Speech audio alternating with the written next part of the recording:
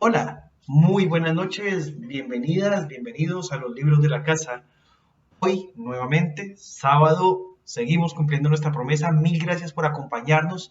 Para quienes vienen por primera vez, mi nombre es Danilo Ramírez y hablamos un poquito de farándula literaria, conocemos brevemente a algunos escritores y leemos algo de ellos. Hoy me gustaría compartir con ustedes un texto de una escritora de origen irlandés sumamente importante. Ya nació en Dublín, se llamaba Elizabeth Bowen. Es de la generación de escritoras tan importantes como Virginia Woolf y se caracterizó por ser ensayista y también escritora de novela. Tuvo novelas tan importantes como La casa en París y La muerte del corazón. Vivió la Primera y la Segunda Guerra Mundial y después de la guerra publicó varias novelas, dentro de las cuales está Eva Truth, que la publicó eh, por allá para 1968 y es considerada una de esas novelas realmente importantes dentro de la literatura universal, tanto que recibió el premio James Tate Black Memorial Prize por esta novela en particular, y también recibió algunos doctorados honoríficos de la Trinity College en 1949, de la Universidad de Oxford en el 52, y también fue nombrada comandante de la Orden del Imperio Británico.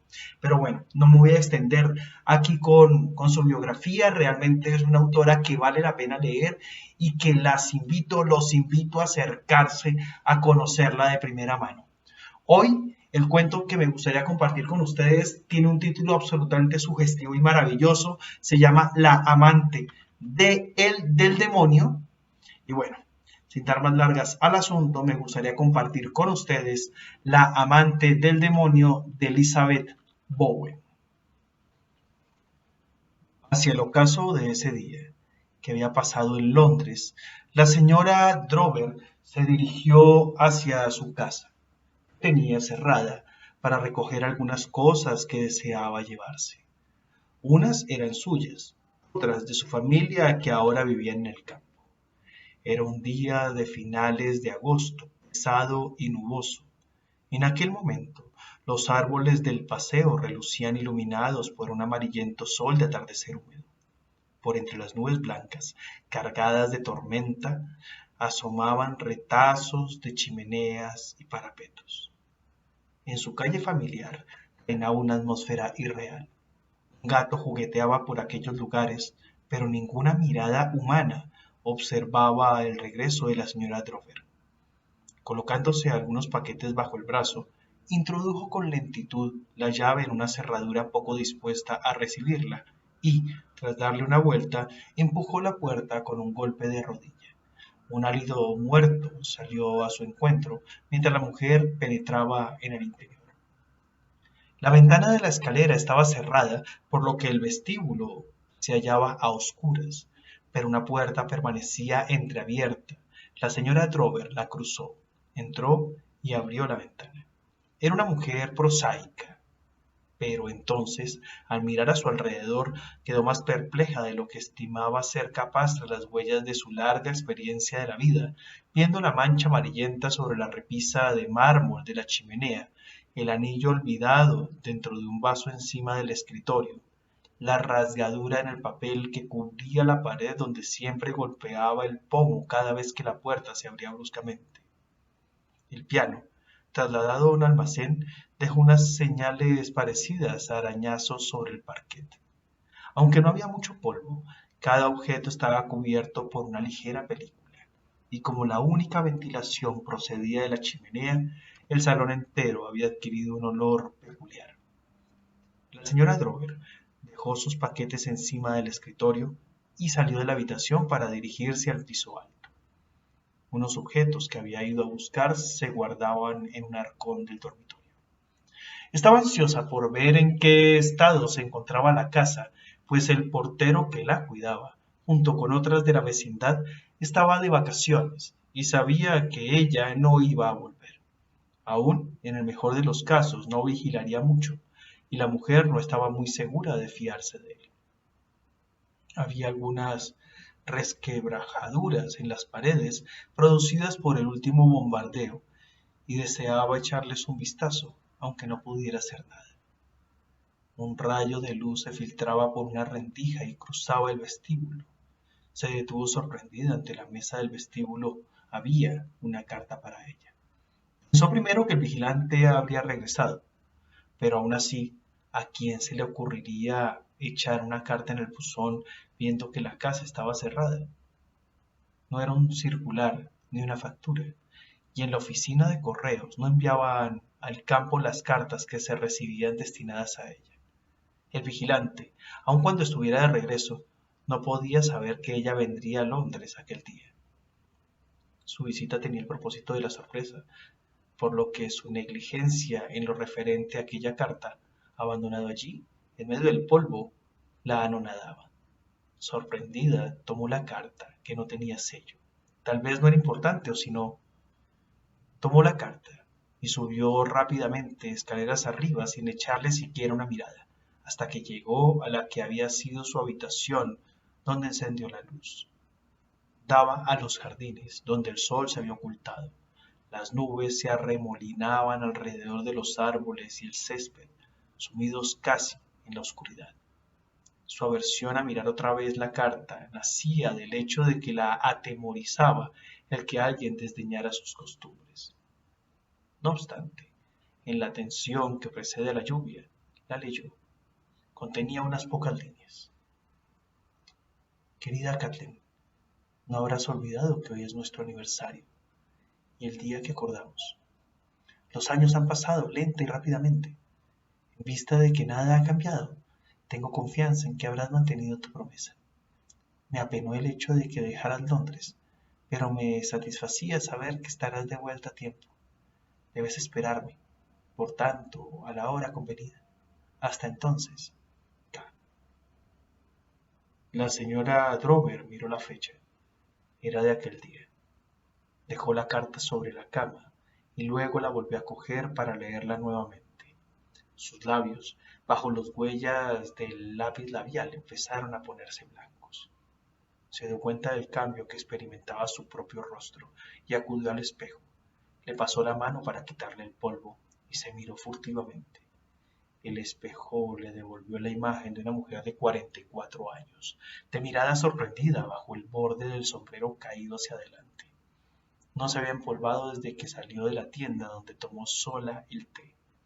Las perlas que su marido le regaló el día de la boda colgaban alrededor de su flaco cuello y se ocultaban dentro del escote en forma de V de su suéter de lana rosa, tejido por su hermana mientras todos se reunían alrededor del fuego. La presión normal de la señora Drover era de impaciencia controlada, pero de asentimiento. Desde el nacimiento del tercero de sus hijos, atacada por una enfermedad grave, tenía un tic muscular intermitente en la comisura izquierda de la boca, pero a pesar de ello podía sostener una expresión que era, a la vez, enérgica y tranquila. Volviéndose de espaldas a su propia imagen, de un modo tan precipitado como el empleado para buscarla, se dirigió al arcón donde se hallaban sus cosas, abrió la cerradura, levantó la tapa y se puso de rodillas para revolverlo. Cuando empezó a descargar el aguacero, no pudo contener una fugaz mirada por encima de su hombro hacia la cama donde estaba la carta. Tras la cortina de agua, la campana de la iglesia, que todavía se mantenía en pie, desgranó 6 campanadas mientras la mujer, con temor creciente, contaba cada uno de los lentos toques. La hora convenida. Dios mío, dijo para sí. ¿Qué hora? ¿Cómo iba a pensar después de 25 años? La jovencita que hablaba con el soldado en el jardín no había visto su rostro por entero. La oscuridad era absoluta y ellos se despedían bajo un árbol. Ahora y entonces le parecía como si al no verlo en aquellos momentos intensos jamás lo hubiera visto. Se daba cuenta de su presencia por los breves instantes en los que él le apretaba la mano con fuerza contra los botones de su uniforme hasta hacerle daño. El corte del botón en la palma de su mano sería su único recuerdo. Estaba tan cerca el fin de su licencia en Francia que ella solo deseaba que se hubiera ido. Fue en agosto de 1916. Kathleen se apartó un poco y miró intimidada a los ojos del soldado, creyendo ver resplandores espectrales en sus ojos. Volviéndose y mirando por encima del césped, vio a través de las ramas de los árboles la ventana del salón iluminada. Contuvo el aliento al pensar que podría volver corriendo a los brazos cariñosos de su madre y su hermana y llorar. ¿Qué será de mí? ¿Qué será de mí? Se ha marchado. Dándose cuenta de que contenía el aliento, el soldado le dijo: ¿Tienes frío? ¿Te marchas tan lejos? No tan lejos como crees. No te comprendo. No tienes por qué hacerlo, dijo. Ya comprenderás cuando sea el momento. Acuérdate de lo que convivimos y lo que logramos convenir. Pero aquello fueron suposiciones. Estaré contigo, insistió el soldado. Más tarde o más temprano, no lo olvides. Lo único que tienes que hacer es esperar. Solo un minuto más y sería libre de correr por el prado silencioso, mirando a través de la ventana a su madre y a su hermana, para las que era invisible. Comprendió de repente que aquella extraña promesa la apartaba del resto de la especie humana. Ninguna otra cosa hubiera podido hacerla sentirse tan desamparada, tan perdida. No podía haber empeñado un pacto más siniestro. Kathleen lo resistió muy bien cuando algunos meses más tarde dieron por muerto a su prometido. Su familia no solo la apoyó, sino que incluso fue capaz de alabar su valor sin límites. No podían lamentar la pérdida de alguien de quien tampoco sabían. Esperaban que, al cabo de 1 o 2 años, ella misma se consolaría. Si únicamente se hubiera tratado de consuelo, las cosas habrían marchado mucho mejor. Pero no fue un simple disgusto. Su pena era algo completamente normal. No tuvo que rechazar a nuevos pretendientes porque estos no aparecieron. Durante años no tuvo ningún atractivo para los hombres hasta que, al aproximarse a la treintena, sus reacciones se hicieron más naturales, hasta el punto de tranquilizar la ansiedad de su familia. Empezó a sobreponerse y a los 32 años se sintió gratamente aliviada al verse cortejada por William Drover. Se casó con él y ambos se establecieron en una parte tranquila de Kensington. En aquella casa pasaron los años, nacieron sus hijos y vivieron hasta llegar los bombardeos de la siguiente guerra. Sus movimientos como esposa de Drover eran limitados y desechó la idea de que alguien la estaba espiando. Tal como estaban las cosas, vivo o muerto, el autor de la carta solo pretendía amenazarla. Cansada de permanecer de rodillas y con la espalda expuesta a la habitación vacía, la señora Drover se apartó del arcón para sentarse en una silla cuyo respaldo estaba firmemente apoyado a la pared. La placidez de su antigua habitación, la atmósfera tranquilizadora de su hogar de casada en Londres, todo se había evaporado. El encanto había sido roto por el autor de aquella carta. La casa vacía sellaba aquella noche años y años de voces, costumbres y pasos.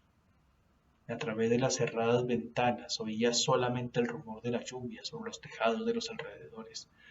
Para tranquilizarse, se dijo que había sufrido una alucinación. Durante algunos segundos cerró los ojos pensando que la carta era una broma de su imaginación, pero al abrirlos, la carta seguía encima de la cama. Su mente no lograba desentrañar el sentido de la aparición sobrenatural de la carta. ¿Quién sabía en Londres que iba a ir a la casa precisamente hoy? El caso era, evidentemente, que alguien se había enterado. Aun cuando el vigilante estuviera de vuelta, no tenía razón alguna para esperarla. Al contrario, se hubiera guardado la carta en el bolsillo para llevarla luego al correo. Por otra parte, no existía ninguna señal de que el vigilante hubiera vuelto. Y las cartas que se echan por debajo de las puertas de las casas desiertas no vuelan solas hacia las mesas de los vestíbulos. No se quedan encima del polvo de las mesas vacías, como si estuvieran seguras de que alguien las va a encontrar. Era precisa una mano humana para ello y nadie, excepto el vigilante, poseía la llave. Tal vez era posible que ya no estuviese sola. Alguien debía estarla esperando al pie de las escaleras. Esperando. ¿Hasta cuándo? Hasta la hora convenida. Al menos no era las 6 la hora convenida, pues habían sonado ya. Se levantó de la silla y fue a cerrar la puerta. El problema era marcharse volando. No, eso no. Tenía que tomar el tren. Como mujer cuya total responsabilidad constituía la clave de su vida familiar, no podía regresar al campo junto a su marido, sus hijos y su hermana sin los objetos que había ido a buscar. Hizo rápidamente algunos paquetes con las cosas que deseaba llevarse, pero todos ellos, junto con los de sus compras, abultaban mucho, lo que significaba que debería tomar un taxi. La idea del taxi la tranquilizó un poco y su respiración se hizo normal. Llamaré ahora un taxi. No tardará en llegar. Lo esperaré, oiré el ruido del motor y bajaré tranquilamente hasta el vestíbulo. Voy a llamar, pero no. La línea telefónica está cortada. Tiró de un nudo que había atado mal. Volar. Jamás fue cariñoso conmigo en realidad. No lo recuerdo así. Mamá decía que no me consideraba. Amar es considerar a la persona amada. ¿Qué hizo él? Solo hacerme prometer aquello. No puedo recordar qué. Por eso se dio cuenta de que sí podía recordar. Recordaba con tan terrible agudeza que los 25 años transcurridos parecían disolverse como humo. Instintivamente miró la señal que quedó marcada en la palma de su mano. No recordaba únicamente todo lo que dijo e hizo, sino la completa suspensión de su existencia durante aquella semana de agosto. No era yo misma, me decían todos entonces. Recordaba, pero en sus recuerdos había un espacio en blanco, como si sobre una fotografía hubiese caído una gota de ácido. Le resultaba imposible recordar el rostro de él. Donde quiera que esté esperándome no lo reconoceré, y quién pueda echar a correr frente a un rostro que no conoce. Tenía que coger el taxi antes de que sonara cualquier hora. Iría calle abajo, hacia la plaza de la que desembocaba la calle principal. Volvería a salvo con el taxi a su propia casa y le pediría al chofer que le acompañara a recoger los paquetes. La idea del chofer le hizo tomar una decisión audaz. Dejó abierta la puerta y desde el rellano de la escalera escuchó atentamente. No oyó nada, pero mientras estaba allí, una ligera corriente de aire atravesó el rellano y le acarició el rostro. Procedía de la planta baja. Allá abajo alguien había abierto una puerta o una ventana. Alguien que había elegido aquel instante para abandonar la casa. La lluvia cesó. El empedrado estaba reluciente cuando la señora Drover atravesó la puerta principal de su casa y salía a la calle desierta. Las casas vacías de enfrente seguían mirándola con sus ojos resquebrajados. Se apresuró calle abajo, intentando no mirar hacia atrás, pero el silencio era tan intenso, un silencio profundo en el Londres herido por la guerra, que otros pasos, en pos de los suyos, serían claramente perceptibles. Al desembocar la calle, en la plaza, donde la gente seguía viviendo, empezó a tener conciencia de sí misma y reprimió su paso forzado. En el extremo de la plaza, dos autobuses se cruzaron impasibles. Mujeres, un viajante, ciclistas, un hombre empujando un carro. Otra vez el fluir ordinario de la vida. En el rincón más populoso de la plaza debían estar, y estaba, la parada de taxis. Aquella noche había solo un taxi, pero parecía esperarla. Sin mirar a su espalda, el chofer puso en marcha el motor mientras ella se disponía a abrir la portezuela. Cuando la señora Drover entró en el taxi, dieron las 7 en algún reloj. El taxi se encaminó a la calle principal para dirigirse hacia su casa. Tenía que haber dado la vuelta. La mujer buscó apoyo en el respaldo del asiento y el taxi había dado la vuelta antes de que ella, sorprendida por aquel movimiento, se hubiera dado cuenta de que no había dicho a dónde iba. Se inclinó hacia adelante para golpear el panel de vidrio que separaba la cabeza del chofer de la suya propia. El chofer frenó hasta que detuvo casi el coche. Se volvió e hizo bajar el panel de separación. La sacudida hizo que la señora Drover cayera hacia adelante hasta casi tocar el cristal con el rostro. A través de la abertura, conductor y pasajero, separados solamente por unos centímetros de distancia, permanecieron durante una eternidad con los ojos clavados el uno en el otro. La boca de la señora Drover quedó abierta unos segundos antes de que pudiera articular el primer grito. Después siguió gritando desesperadamente, golpeando el cristal con sus manos enguantadas mientras el taxi, que aceleró su marcha sin contemplaciones, se internaba con ella por las calles desiertas. Y con esto vamos cerrando nuevamente los libros de la casa. Muchas gracias por acompañarnos y les deseamos una maravillosa semana.